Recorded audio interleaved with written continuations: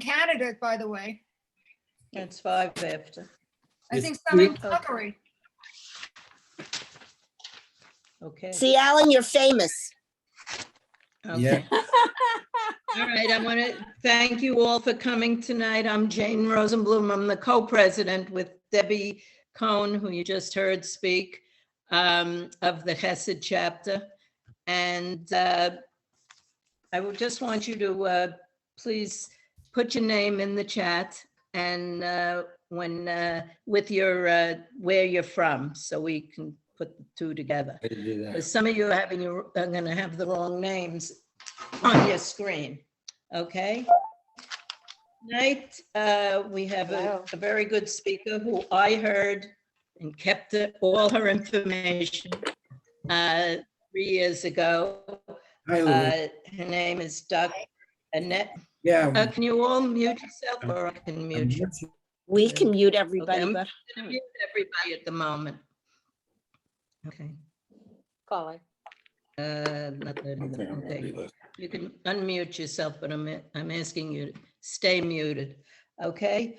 Dr. Annette Fromm is a museum specialist and a folklorist, ethnographer, okay, with over 20 years of experience in small and large museums and community projects, with an emphasis on cultural diversity. Her book, We Are Few, Folklore and Ethnic Identity of the Jewish Community of Iona, Greece, written for Indiana University, was published in 2008 by Lexington Books. She has published articles on immigrant ethnic groups in America, Jews in Greece, which we heard her speak about last time, Greek folklore, and much more. Dr. Fromm is an associate editor of the free online journal Sephardic Horizons. Okay, I can read it. SephardicHorizons.org. And I went on that website. It was amazing.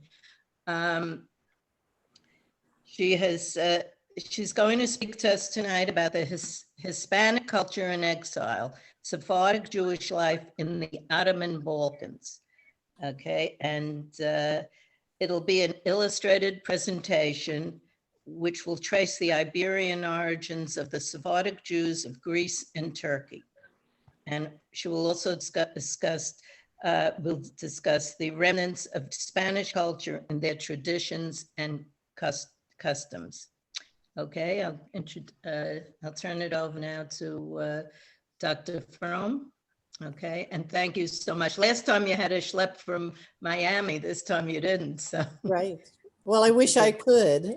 Right. But this I way, know. we've got people from all over the country and Calgary. So thanks, Jane. I really appreciate you. My cat's knocking over boxes, excuse me. Inviting me to speak again for Namat Chesed chapter members and guests. As Jane just said, this is the second time that I'm in front of you. The first was in 2017, and it really just seems like yesterday, the way time is flying by. At that time, we enjoyed a delicious Greek lunch while learning about Greek Jews. This evening, our topic, as Jane said, is Sephardic life in the Balkans, especially in Greece, and how Hispanic culture remained alive for over 400 years. We'll start in Spain. Wait, let me do the sharing thingy. Let's see if it works. There we go. Share. And we go to from the beginning, yes? No. Who is this? There we go. Yes. So, we're going to start in Spain to It's okay. create a setting What's going on? and then move quickly through several cities where the Jewish life You flourished feeling in lightheaded? Spain. Then we'll briefly address the end of Jewish I life don't know. there Keep an eye on them. and in neighboring Portugal. We'll see where the and Spanish Annette, Jews do went. me a favor, pause for 1 minute. If, Jane, do me a favor and mute see if- everyone while yeah, Annette's talking.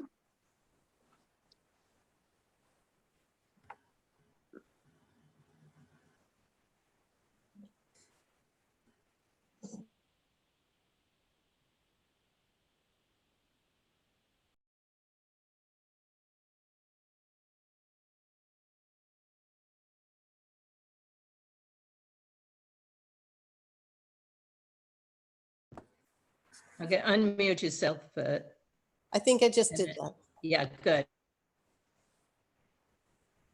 Okay. Diana, are you still there? I have a message that says, please move this window away from the shared application. Well, we'll hope that goes away. So we're going to start in Spain, and then we'll see where the Spanish Jews went when they ventured out to the Eastern Mediterranean, which is where most of the exiles made their home. In this setting, in the Eastern Mediterranean, we'll explore several aspects of Spanish culture. I'll be glad to answer questions. After a year worth of chats or of Zooms, I'm sure you all know how to put your questions into the chat function, and we'll answer them at the end, do the best to do that. So here I am. I'm lifting a glass of champagne to all of you.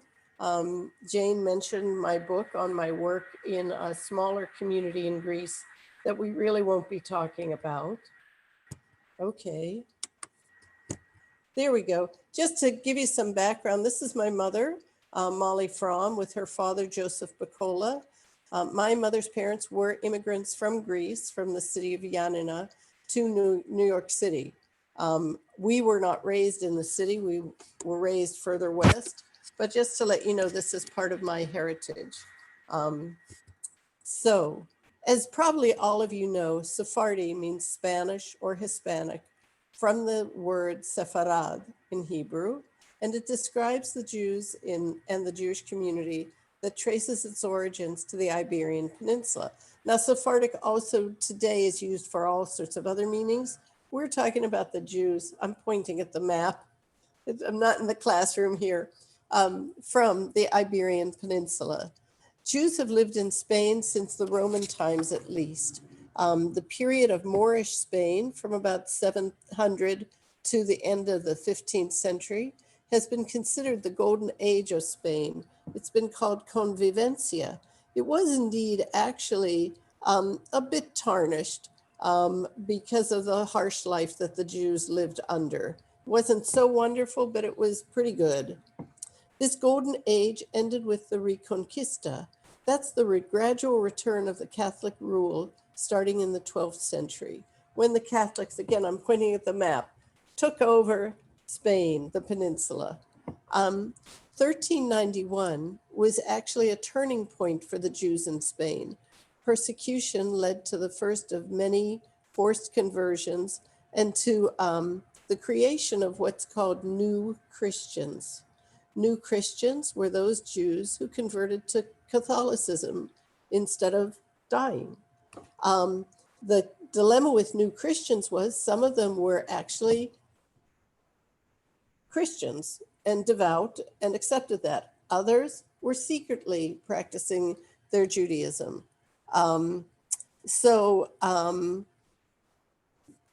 we find in Spain some synagogues from this time. Probably most of you have traveled there and have had the opportunity to see them. I've only been in Barcelona and the area, but this is the synagogue in Cordoba, El Tránsito Synagogue in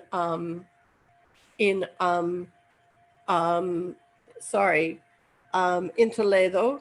And in the lower right-hand corner, you see a scene from one of the 14th century Spanish Haggadahs, one of the rare scenes of the interior of one of these Spanish synagogues.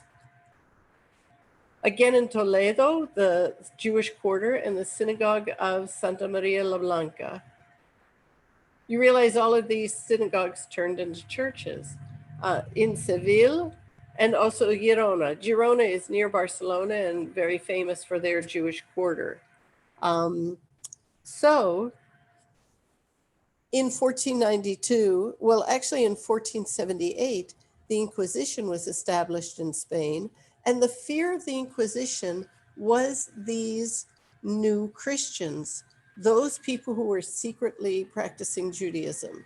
And the Spaniards thought, well, if there's Jews living here, they're gonna influence the new Christians to come back to Judaism.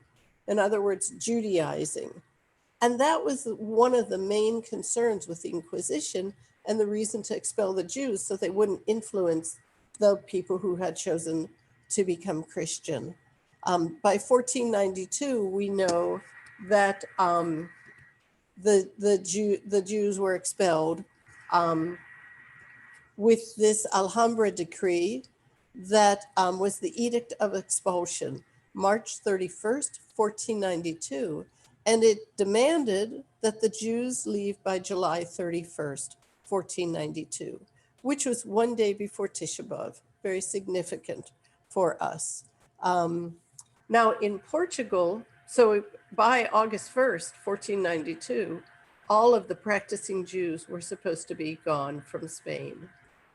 In neighboring Portugal, many of the Jews fled to Portugal, whatever direction that is, westward. And they found refuge there. However, by 1497, they were expelled or converted from Portugal. So the Inquisition followed them there. Now, when we think about Jews being exiled, we think about this expulsion from Spain. But as you can see from this map, throughout the medieval period and afterwards, Jews were being kicked out of everywhere. So this is not exclusively Spain.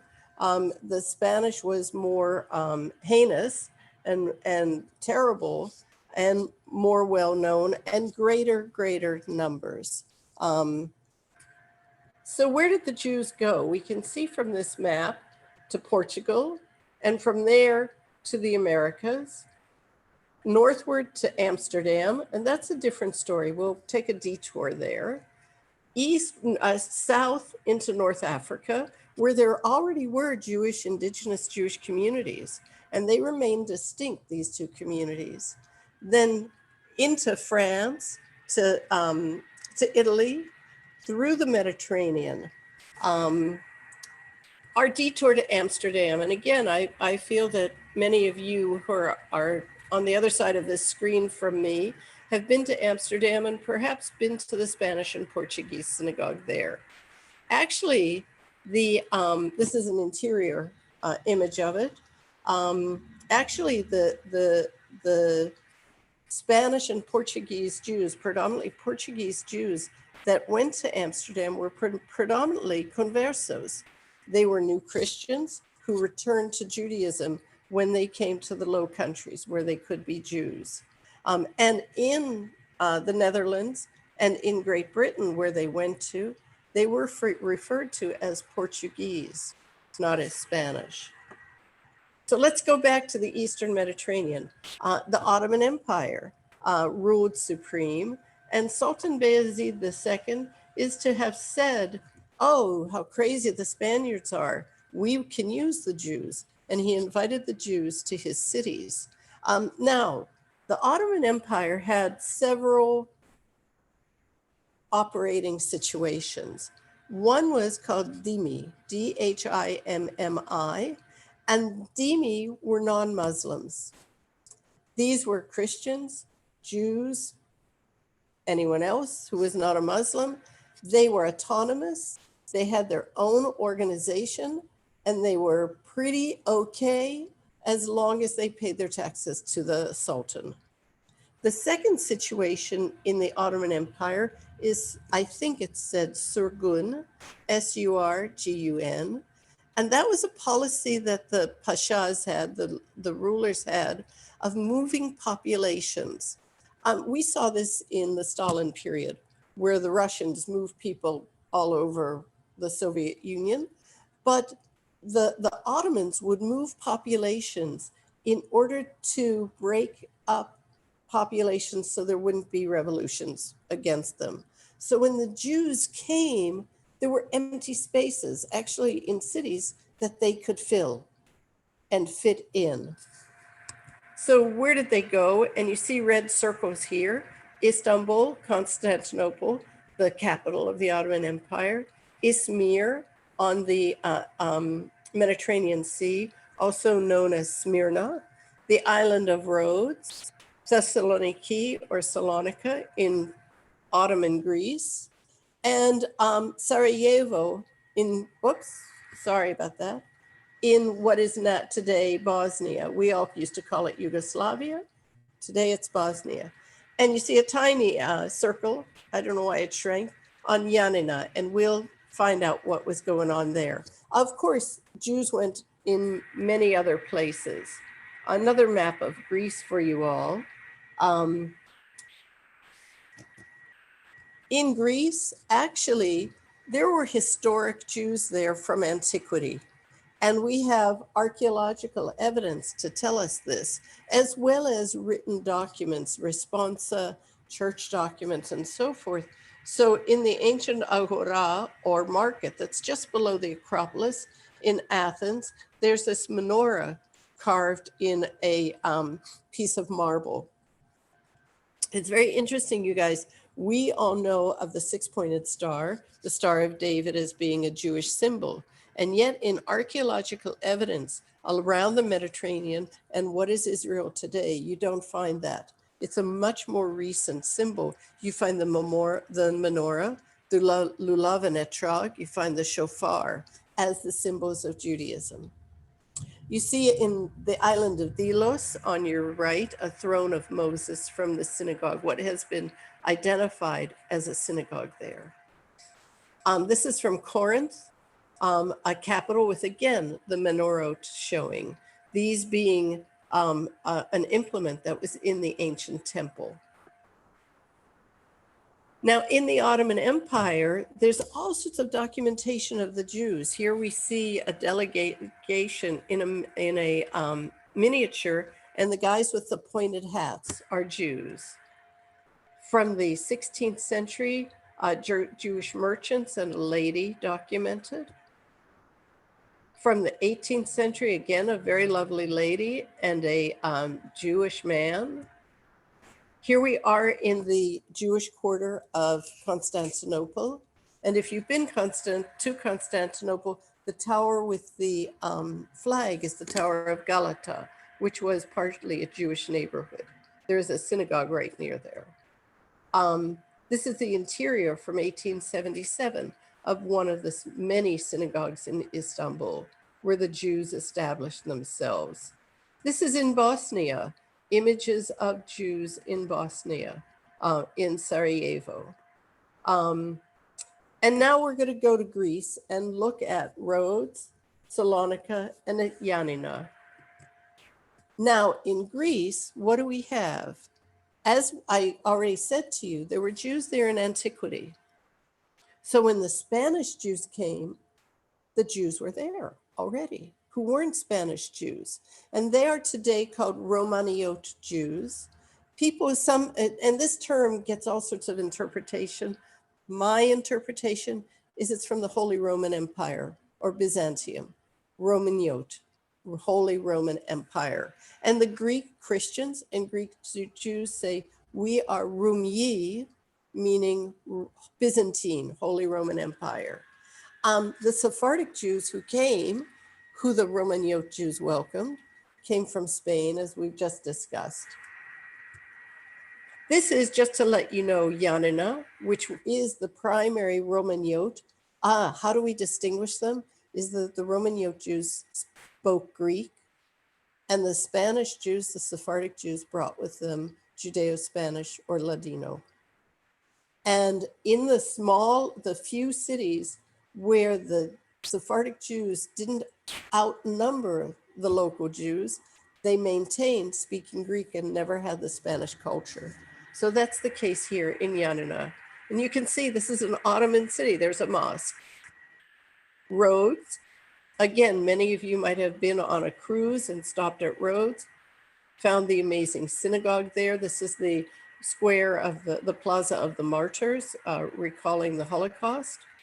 And this is the synagogue, Kahal Shalom Synagogue, spelled wrong, I apologize. And Salonika, that brings us to Salonika or Thessaloniki. Samuel Uski, who is a Spanish poet, Sephardic poet, called it the mother of Israel. No, he didn't call it the mother of Israel. He called it La Madre de Israel, because these people brought Judeo-Spanish with them. And this is a scene of the harbor in 1688. More scenes. The tower on the lower image is called the White Tower. And this is what characterizes Thessaloniki. Let me also make a sidebar. I'm not sure for those of you who are not in Florida, but if you're in Florida, tomorrow the Miami Jewish Film Festival begins. You can Google it and find it. It's all online and it's all free. And there is a new film, and I think it's called something like Salonika, the City of Amnesia, about the city of Salonika. A number of the films are available for people outside of Florida. But this year, our film festival is free. Yay. And okay, so the White Tower. And you see in the image on the right, the White Tower at the very distance in the harbor of Salonika. Now, these people brought Spanish with them in their architecture, and this is one example of it. This is a cortijo, or a courtyard, an interior courtyard, as you would find in Spanish homes as well. I have from a Zoom sometime this year a current picture of a cortijo, and I couldn't find it, I apologize. This is a dye work. Many of the Jews were involved in dyeing, that is in fabric, not in lives. And it's in a cortijo. So we have Spanish infused into life and the work life. If you looked at that image of the cortijo, look at the way the people are dressed. Got that? Not those guys. Here, there's bazillions of these postcards of Jews from Salonika. And you see the men with their fezzes, that's Ottoman headdress, with these robes trimmed with fur. And that image of the cortijo, the historic image, they're wearing the same thing. The same, and again, here we've got them sitting around the port. Many of the Jews were longshoremen. They worked from being bankers and lawyers to being longshoremen and peddlers in every facet of life. And again, here we see ladies. And if you look at the ladies on the balcony in the clip from 1794, it's a very similar dress that they brought from Spain. Unfortunately, we don't have the material culture from Spain. We don't have 400-year-old robes and dresses to prove this came from there. In the Haggadot, there's a handful of amazing medieval Spanish Haggadahs that have images, but none of them are quite like this. In fact, they're actually not well drawn. And again, we see again the courtyard, but what we're seeing in these later images is the change. The one on the lower, you can see the grandmother probably with her fur around her neck. And here is perhaps her granddaughter with Western dress and the gentleman in a suit with Western dress. The photo above with the man, the bearded man in the center with the fez next to him, a young man with a suit on. The picture, it looks like in the garden, very elegant looking gentleman with his fez with a suit on, because come the late 19th, 20th century, modernization came. Where do we find Hispanic culture? I've given you some hints with the cortijo and stuff. Spanish roots are in the synagogues and in family names. They are in language, in Judeo-Spanish, which many people call Ladino, in the proverbs, and in the ballads. So we see Allegra Benvenista here, and look, she's got an umbrella. They're not stupid. They know what to do. And that's probably for the sun, not for the rain. So the early synagogues in Thessaloniki or Salonika were the Romaniot, the indigenous Greeks. There were Ashkenazi Jews, Jews that came from Hungary to settle there, I believe in the 18th century. Provençal, I think that's spelled wrong, or I don't have the little tilde under the C, and Italian. Jews came from the Iberian Peninsula, as I said. They found ancient Romaniot synagogue called Etz Chaim, Tree of Life, and also the Ashkenaz, Italia, and Sicilia. Now, what's the difference between these people? I already said the Romaniot spoke Greek. The Ashkenazi Jews spoke Yiddish. The Jews from, I'm sorry, an M missing, Provence spoke French. And the Italians spoke various forms of their language. they started leaving their homelands in the early 15th century. And many of them were actually Sephardic Jews. They were actually Spanish and Portuguese Jews who stopped first in Italy and then kept going on because the Ottoman Empire was so good. At the beginning, these groups had little in common. And here gives you a sense of where they came from. And please note, in Spain, it says Portugal. Well, it says Portugal, but it says Castile, Aragon, Mallorca, Provence, Venice, spelled the European way, Livorno, Calabria, Sicilia. There's a reason I'm showing you this map. Remember those names, please. So Etz Chaim, I already said, was the Greek Jewish synagogue, the indigenous Greek one. Ashkenaz, the synagogue was founded in 1376. Mallorca, remember that island there? How many of you been there? Their synagogue is named Mallorca. Provençal, from Provence in France, the synagogue's named Provençal. This is an image of the Provencia synagogue that was constructed probably rebuilt, but it was demolished in 1920 when a city plan was created. The Italian Jews had Italia Hashan, and you see the dates when they were built. Italia Hadash, Italia Shalom, Sicilia, and Puglia from Apulia, one of the regions of Italy. This too is an area where one of the synagogues was, but it burnt down in 1917. The Spanish synagogue, Jerus Sepharad, in Hebrew, expelled from Spain, 1492 was the name of the synagogue. Castile, Aragon, Mayor, Catalonia Shan, mostly people from Barcelona and Girona, which are the primary cities in Catalonia. Catalan Hadash. We have an image of the Kau Yashan synagogue that was destroyed in 1917. More synagogues, Calabria being Italy, Calabria Yishmael, and so forth. Mogrebis is significant of the Maghreb or North Africa. So people moved into areas together. They named their synagogues for where they came from, and they identified from where they came from in exile. This is containing or continuing their Spanish heritage. The Portuguese synagogues, Portugal, Lisbon, Évora. I don't know if any of you have been to Évora. It's a World Heritage Site. I lost my heart there. I just thought it was the most amazing city. And this again is just another listing of the synagogues reinforcing the use of place names to name their kehilot, where they worshiped, where their bet din was, where the center of life was in the synagogue. Sephardic family names, the patronymics. Spanish Jews have used family names since medieval times, and they were used by their descendants to this very day. Now, the names might have originated from Hebrew, from Arabic, because remember, they lived 400 years under Arabic, from their professions, how they earned their living, or their places of origin. This is, again, getting back to Spanish heritage. Names from Hebrew, Abravanel. Abravanel was one of the most significant families that came out of Spain. Behar, from Behor, the eldest. If any of you, Mr. Levin, I think there's one other man. If you're the Behor, if you're the oldest, you fast the day before Pesach starts, I believe. Gabai, in other words, the warden, the keeper of the synagogue. Mizrahi, someone from the east. Maimon, meaning someone lucky. Moses ben Maimon, Maimonides.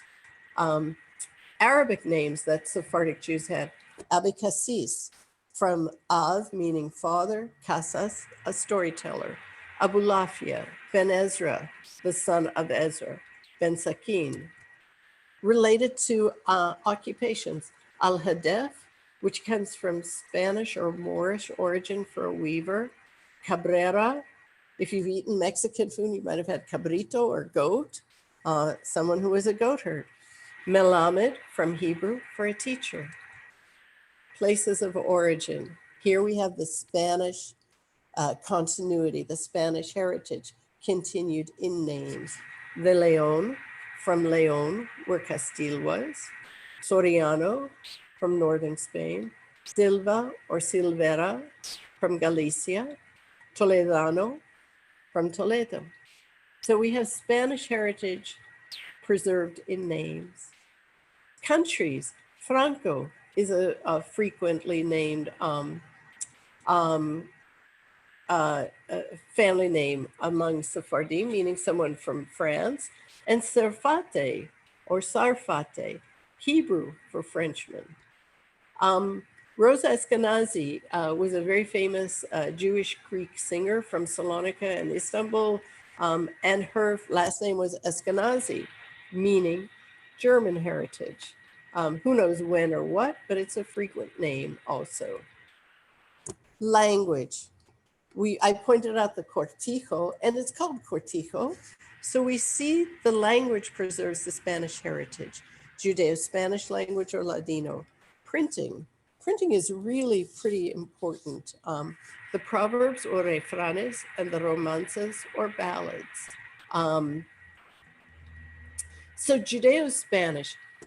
Hebrew, among all Jews, is the language of the sacred language. It's the language of the Torah. It's the language of learning. Ladino, Judesmo, Spaniolit, Judeo-Spanish was the expression, the lingua franca, the daily spoken language. It was the language that expressed your traditions, your culture, and your beliefs of the Jews who were in exile from the Iberian Peninsula. Just to know, Judeo-Spanish was written in two ways. It was written with the Hebrew alphabet in a Rashi script, and also in what's called soletreo, or cursive writing of letters. Only in the 20th century has Judeo-Spanish been written with the Latin, our alphabet. So here we see Ladino written using Hebrew letters. This is a text printed actually in Vienna in 1814. This is soletreo, some examples. We see somebody's recipe and also somebody from a notebook, both in Hebrew and Ladino. Printing houses were established. One of the things that the Spanish Jews brought to the Ottoman Empire was printing. David and Samuel Nachmias established a printing press. Constantinople was quite a center, as was Livorno in Italy, also known as Leghorn. The edition of the Mishneh Torah by the Nachmias press was their sixth work. And this is a page from the Mishneh Torah. Me'am Loez by Rabbi Yaakov Kuli is a broad encyclopedia of commentary and midrashim with ethics, halacha, and customs, printed in Salonika, 1826. This is a very rare Tu B'Shvat book and Selichot prayers in Ladino, printed in Hebrew. Ladino was also used for other kinds of books. These are Haggadot in Judeo-Spanish or Ladino. Another one from Livorno from the 20th century.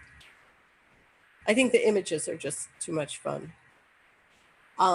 This is the Gazeta de Amsterdam, the first Jewish newspaper in the world, first Jewish newspaper written in Spanish by Sephardic Jews. They brought their language with them in exile. This is the first Ladino newspaper in modern times, Shari Mizrach, published in Izmir along the Mediterranean coast in Turkey. In the late 19th to the first half of the 20th century, there were approximately 35 out of 70 local newspapers that were published in Ladino in Salonika. The papers reported on national and international politics, just like any newspaper, local communities. There was one, Soledandad, that encouraged socialism and criticized the new Turks, the young Turks who fomented the overthrow of the Ottoman rulers. There were also Zionist papers written in Ladino, published in Ladino.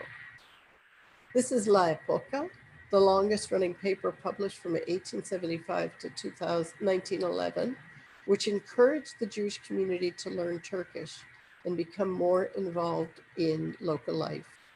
So they wanted more assimilation of the Jews to become Turkish. In the 20th century, as I said, Ladino was written using the Latin alphabet. This is the La Voz de la Orient. Again, it's in Spanish, the Voice of the Orient, printed in 1931 in Istanbul in Latin letters. Also, by this time, Turkish language was no longer using Arabic letters, but one of the Republican ruler, leader, president of Turkey, Ataturk, changed Turkish writing all to Latin letters from the Arabic writing. So again, another example of La Voz del Orient. Newspaper ads appeared in Ladino. This is La America, published in the United States. The US had its handful of Yiddish newspapers, but we also had Ladino to accommodate or to serve the Ladino-speaking immigrants. Ladino was also used for popular literature. And used just like Yiddish. So you see The Lady of the Camellias by Dumas, published in Ladino.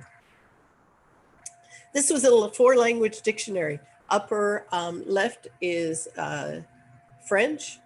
One of these is Ladino, one is Hebrew and Greek.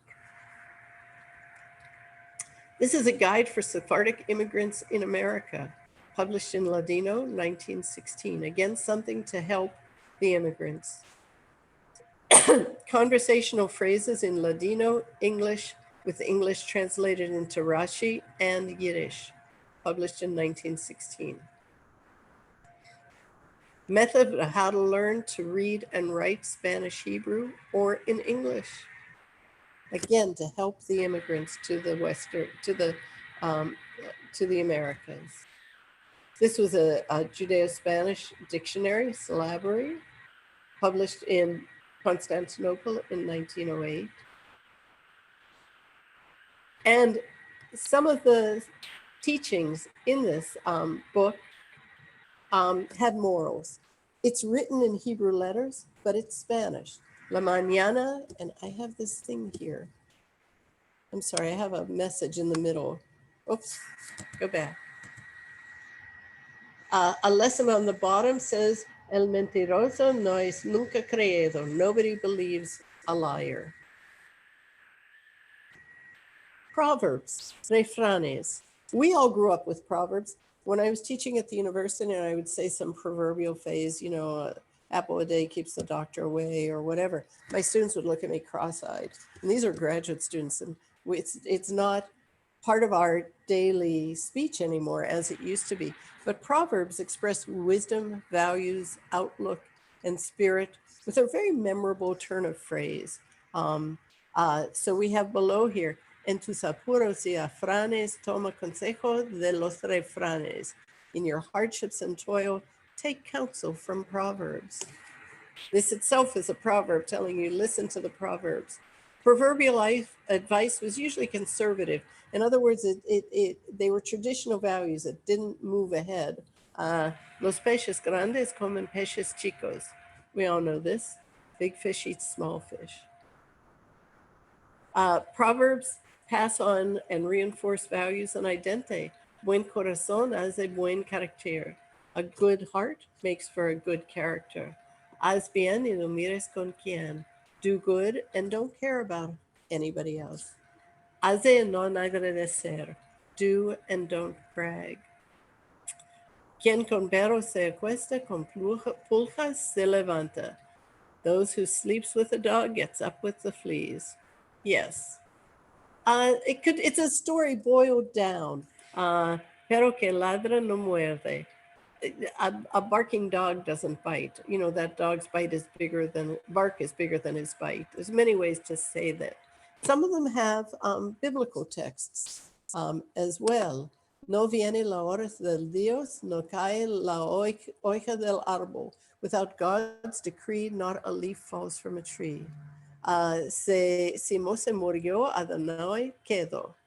Moses may be dead, but God endures. El Dios tardosomos no es olvidadoso. God may act slowly, but he never forgets. And on with the Proverbs. It's very interesting. At the turn of the 20th century, at the other turn of the 20th century, from the 19th century,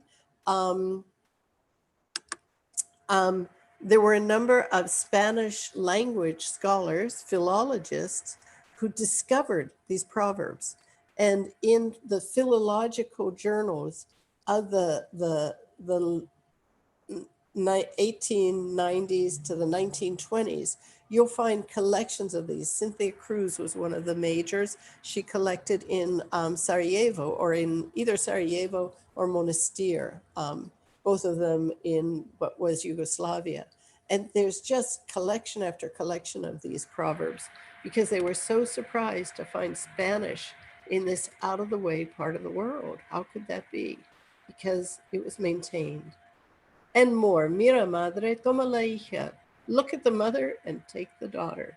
You know what that means? All of us are, my daughter tells me I'm turning into my mother. Oh, how about this? Quien si cierra la boca, moscas no entran. Keep your mouth shut so the flies don't enter.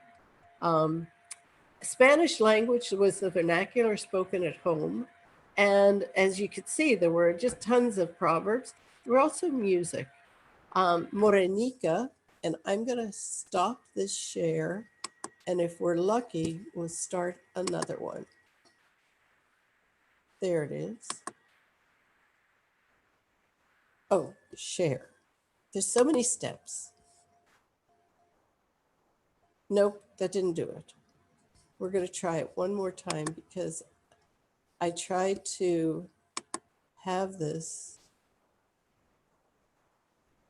And for some reason, I apologize, you all.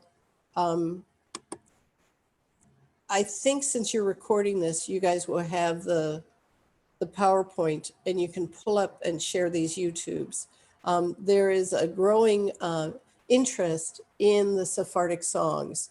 Morenica is about a dark-skinned girl, a brunette with skin darkened from the sun. And it ends with, the sailors call me Dark One. If they call me once more, I will go with them. Some historians believe that the song may be inspired by a dark girl mentioned in the Song of Songs. Now, why am I not moving? And screen sharing.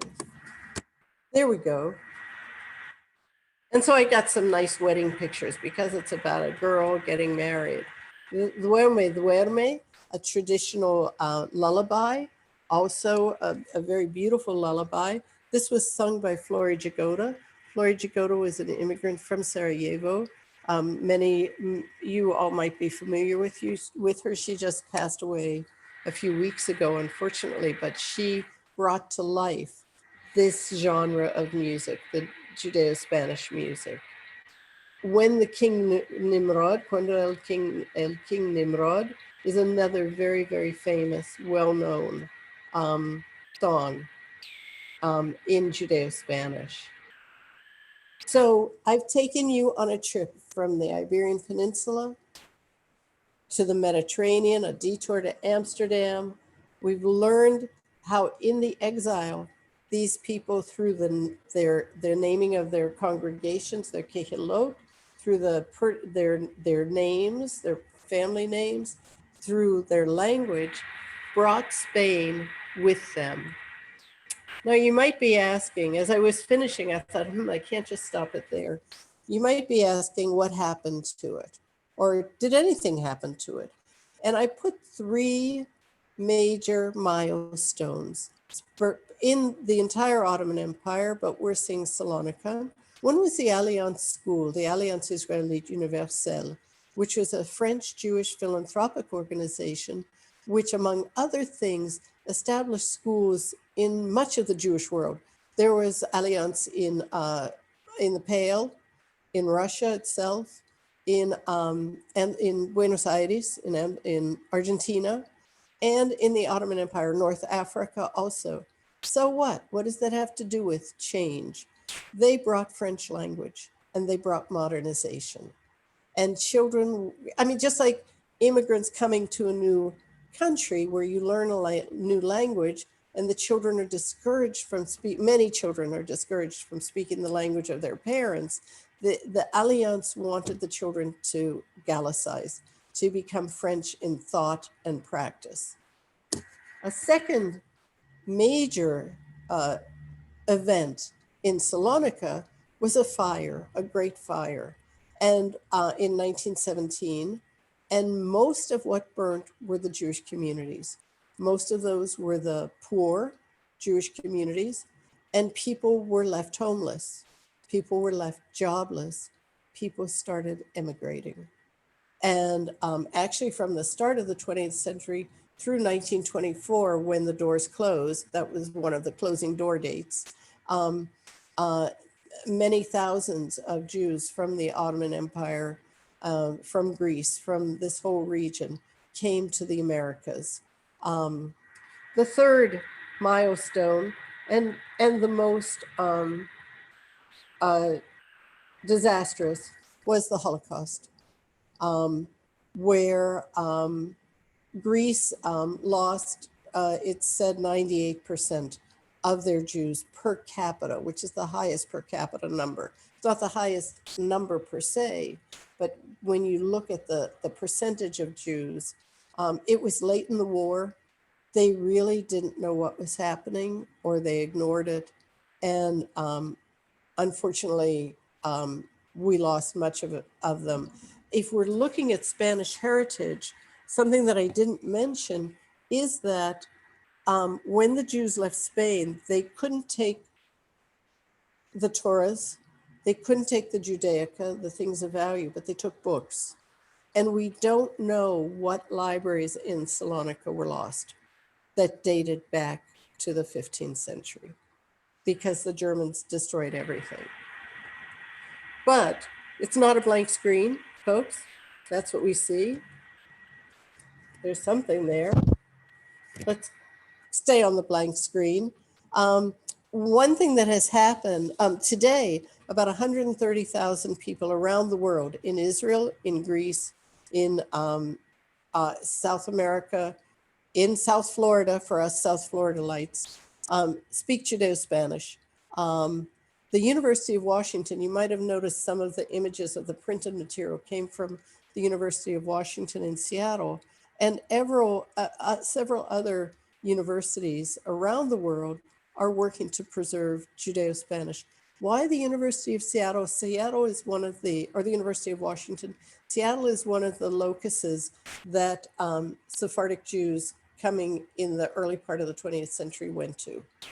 They settled out in Seattle. There's actually are 2 synagogues there.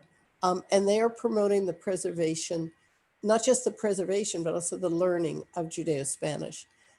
In this past year of whatever it is we just have gone through and are still going through with this amazing online learning, both Judeo-Spanish and Yiddish learning has increased remarkably. This has been written up in the Jewish press. So there's a revival, a renaissance, a return to the interest into this language, which is one of the key ways in which Spanish heritage of the Jews of Spain was maintained in the Balkans. And with that, I thank you. Thank you, Annette. I just want to say something. My family came from Cordoba in 1492, and they didn't go to Italy. They didn't go to Amsterdam or anything. They went to Austria-Hungary. Now, I don't know if they went someplace before that, but I have a biography from the 1800s, it's a 13-page biography, how an ancestor of mine, his name was Lemberger. Does that ring a bell? It's also from the town. It's the town. But that was their names. He came from, his family came from Cordoba, and they were saved by a count. And when I was in Cordoba, I saw the street name for this count, Count Aguilar. Do you know that name? He helped No. them get out. Now, I have a feeling, because I have a family tree also, that goes back to 1650 Wow. with a lot of rabbis.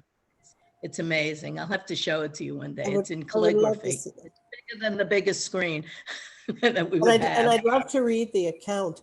Yeah. What Okay. I found out, we had a friend in Oklahoma who was from Hungary, who always said, my family's Sephardic, you know, way, way, way back. Mhm. I was like, what? Right. No. But Hamburg in Germany had a very large Sephardic community, and they maintained Judeo-Spanish and didn't intermarry with the Yiddish speakers. I had I a, ended up in the Yiddish speakers because by the time my grandparents were born, it was more Yiddish. But he was honored, this Lemberger, by the Rabbi Sophia. Do you know that name from Hungary? Who was a high rabbi there. He said he never saw anyone so pious as this man. So I'll wow. have to share that with you. When I got it, it was in Old German, and I had a professor of mine translate it because I didn't know anybody who knew Old German. And she said, you could be very proud of your ancestors. So Wow. he really helped the Jews at that time. But I'll leave Amazing. that That's for time. Yeah, but Count Aguilar who let them out. But I think he was a convert. That's why he was yeah, let them out. yeah. That's wonderful. Yeah. That's wonderful. Anybody have Okay, any questions? Annette, can we Yes, open the floor to questions? Absolutely. Okay, so what I'd like you guys to do, just put your name in the chat, and then unmute, and I'll call on you, okay? Don't see anything. No question. Nobody has a question? Questions? I answered. Comments? Anybody else Sephardic here? Are you Sephardic, Annette? Well, as I said, my grandparents were from Greece. They were from Yanina, and we were the ones who welcomed the Spanish Jews. So ours was a Greek-speaking family, Greek-speaking community. Yeah. Yeah. Our next book is about Greeks, but not technically about the Jews, which I found that book, which is When the Cypress Whispers. That's a novel, but the second book that we're going to do in July is called Something Beautiful Happened. It's a story of survival and courage in the face of evil. And it's the true story of the fiction that she wrote first. And it The shows rescue how of she, the Jews. yeah, well, how they rescued the Jews. Her grandmother rescued Jews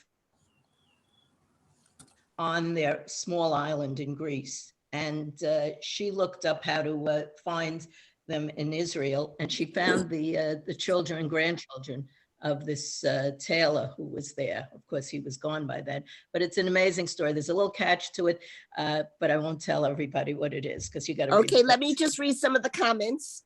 From Shari, you did an excellent and very thorough job of presenting your information, Annette.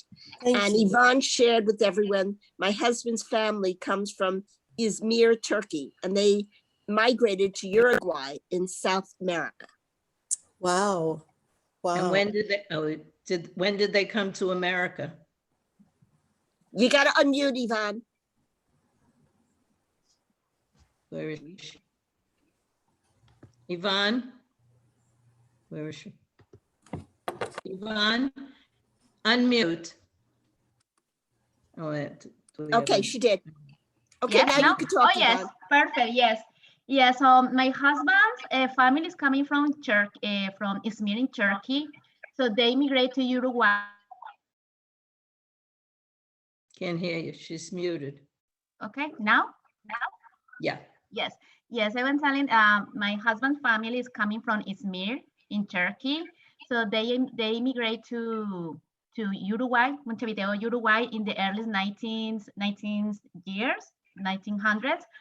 And the question why they immigrate, because looks like when Ataturk came to the power, most of the Jewish male went to the army, but they noticed that they didn't return. Others, Turkey, normal Turkey came back to their home in the army, but not the Jewish. So they start just leaving. So basically his both parents, her mother was born in Uruguay from Turkey immigrants, and also his father actually was born in Izmir, and he came to Uruguay when he was 5 years old. So yeah, so basically it's like they noticed that the men that joined the army didn't come back home. So that's basically that they knew before, you know, you know, and then they were noticing that, and they start noticing also with the Armenians that there were problems, you know, they start disappearing too.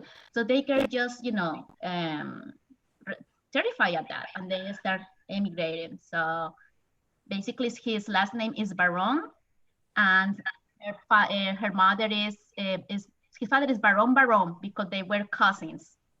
Her mother's last name is Beniakar Mizrahi. So yeah, so basically my husband grandmother, she all of them spoke Ladino, but his grandmother also, besides Ladino, also spoke Greek. So they don't know if maybe her family also came from Rhodes, because we went to Rhodes and we went to a synagogue, and then we found a plaque from Jews that, you know, were died in the Holocaust, and they have like a plaque with last names. So there we found the last name Baron also there. So we thought, you know, that maybe also her family come also from Rhodes, then, because at that time there was a lot of commercial activity between, you know, these ports, Rhodes, Izmir, and other port. So families just travel and establishes, you know, one time here, another time there. It depends, but that's what I want to share. There's another element. There's another element with Izmir too. In 1921, the Greeks got what is actually called the Great Idea, the Megali Idea. And they decided that they wanted to reclaim all the lands that Alexander had. And they wanted to invade Turkey and take over that far eastern part of Anatolia and make it Greece again. And they were roundly defeated. It was a horrible, horrible war. And especially from Izmir, they were pushed into the sea. And all the foreigners, Jews, Armenians who were there, not part of the genocide, that could, fled. They got out because they didn't know what would happen.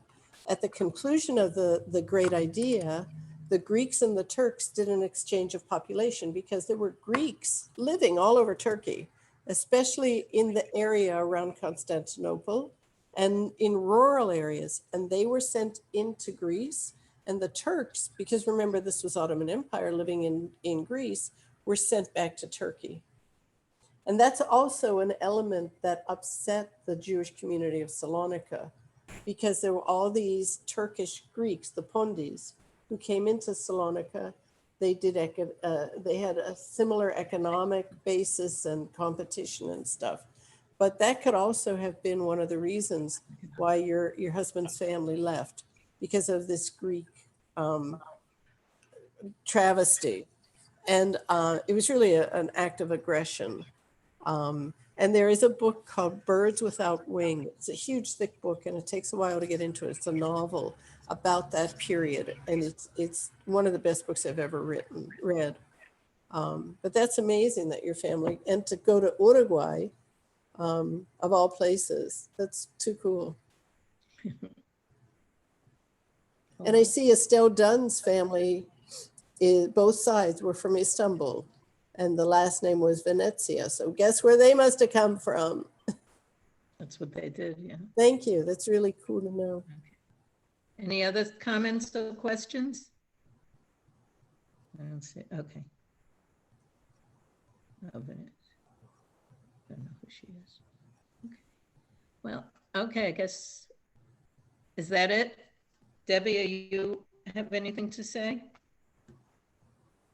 Okay, we should share next month's meeting. We always meet on the second Tuesday of the month. We always have interesting programs. Right. And we also have a book club that's the third Monday of the month. You found out what this coming month's book is, and the July book, both of them about Greeks. We welcome you to come to all our functions. And for those of you who are not familiar with Na'amat, it's a wonderful organization. We do lots of good, and we do try to raise money for Israel and help with our. And to find out more about Na'amat, go on our website, which is na'amat.org, and it can tell you how to find out more about Na'amat and also how to join if you're interested, and how to donate any money that you'd like to help us with, because we are a fundraising organization. Okay, it's wonderful Jen? having all of you. Yes. Jen, do you want to unmute and say something? Yeah, I just wanted to mention, when you just say to Israel, I think we should know where in Israel we're giving to, and the projects we give to affect the lives of women and children every day, from daycare centers to high schools to vocational high schools to graduate programs for women in science and legal aid services. So we really affect the social fabric of Israel and Israeli women and children. So, and we've been empowering women since 1925. in Right. Israel. We're very powerful now, of almost 100 years of empowerment, yes. Right. So, and we're the largest women's organization in Israel. So that says something. And our first We are in president was countries. Golda Meir. So we have a distinguished background. We have Definitely. lineage. Mhm. Okay, thank you so much, Annette. Well, And thank you for inviting me again. It's been a pleasure. okay, thank you so much. It was very fascinating. Okay. I loved it. Thank you, everybody. Hope to see you again soon. Okay, bye-bye. Good night, all. Bye, everybody. Good night. Good night. There you go. Oh, Angie. Okay. So Hello. it's 100% women, right? No, we have a lot of men. You We do? have Men include families. friends. No, I enjoyed the talk very much, you know. And I have, it's, Alan, how did you find out about this meeting? through the grapevine, it's kind of There's a lot of grapevines. Now, because we have a website, not a website, but an email that goes out from the national office every week on Saturday nights. It usually goes out. And it tells you what's doing in all the different chapters. So I thought maybe you found out that way, but I guess not. Well, I found out through a newsletter, I don't know. I was looking for things to do, Good. to join, and I got confused with all the links because I couldn't find out where the links were coming from. So Was it a Na'amat newsletter? yeah. Oh, okay. And it didn't have times on it, Was it a printed copy or was it online? It was online. Oh, okay. Gotcha. Alan, where do you live? Calgary. All right. You may want to send an email to our national office and ask to be put on their email list. Or to the Canadian one? Both. Both, yeah. Yeah. Because we do have Canadian chapters. We just And did a we're in the same fundraiser. time zone. Oh, he's not. He's in Calgary. We're in the same time zone. Who? Canada and the United Parts of Canada. Parts of Canada. You're in mountain. I'm in mountain zone. Oh, okay. So you're a little after us then. Yeah, we're ahead. Where are you located? Me personally in Brooklyn, New York. Yeah. Heard of it. Yeah, right? There's a Brooklyn, Minnesota. I kept hearing that last night. Yeah. Maybe somebody made him a friend, of Na'amat, and that's how he got the newsletter. I don't know, but you can become a friend. I don't know what they call it. What do you call it? You call it a friend. We Okay. have male Yeah. We still have it? members that are called friends. We have annual friends and lifetime friends. Yeah. So that's why, So we if hope you you'll go to join us. namat.org, there's a whole bunch of stuff you can check out, Vaughn, Mhm. and look it up. You may be Right, and you interested. probably- I mean, don't we know have a what the- lot of great programs coming up. Mhm. You know, the world has changed from personal to Zoom. Zoom your life away. Right. You can travel without leaving your home. That's what I've been doing. All I do is go Yeah. on